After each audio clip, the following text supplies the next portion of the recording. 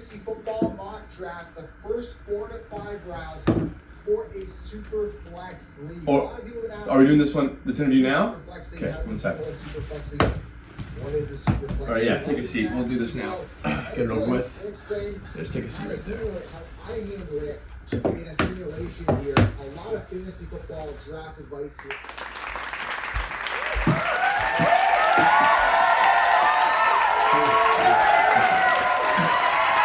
So, well, Zach, with the 2023 season, 2024 now behind us here, with all the allegations with our last commissioner here, and the fantasy league obviously needing a new commissioner. Just wondering what would be your game plan to put the fantasy football program, fantasy that is, back on the map?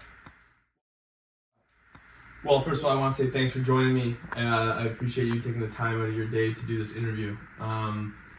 Like I said, when I contacted you guys getting you in here, I'm standing strictly on business, right? I don't stand for anything that happened last year. I stand for the members of the league. They need a voice. I'm looking to be that voice for this season, and I won't take anything less.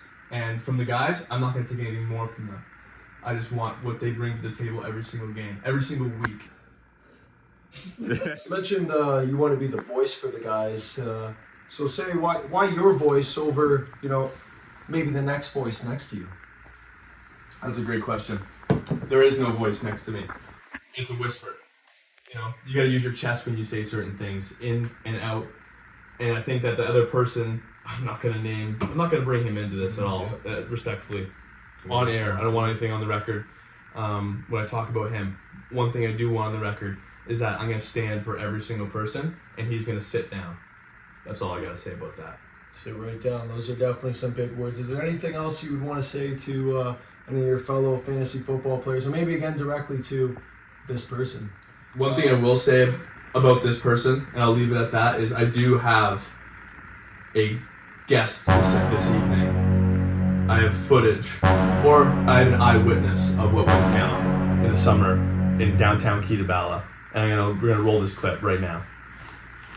So I was there that night, a midsummer's night, at the Ketabala, having some beers, as I do. And I met a few boys that night. There were some good shit. One of them was actually the quarterback of the Green Bay Packers, Brett Rogers, and I couldn't believe it. It was just such a good time. We're getting to know each other, and we were observing one of Brett's buddies there, and well, let's just say this guy is, other guys were saying that he's known to assault a few women, but I didn't believe it, and we were watching him, and there was these two drunk girls, and totally helpless, and I witnessed it with my own eyes that this guy came in and offered them espresso martinis the next morning.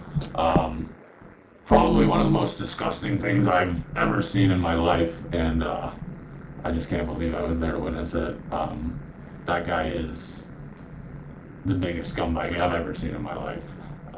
Whoa. I did not see that coming. But thanks to him for coming and doing that interview. I think you guys have seen everything you need to see to determine who you're going to vote for in this year's vote for commissioner. You've seen my presentation. You've seen my eyewitness that was there. What else you guys need to see from me? Nothing. I stand on business. I'm going to run the league this year. Everyone's going to get an equal shake. We got the Instagram page coming. We got the Zed Master segment every single Sunday coming. I'm going to try and get the boys coming together every single week, minus Benny, minus Patsy, minus Kels. Other than that, we're all going to get together. What else do you guys want from me? Nothing. All right, thanks. Vote for Zeddy.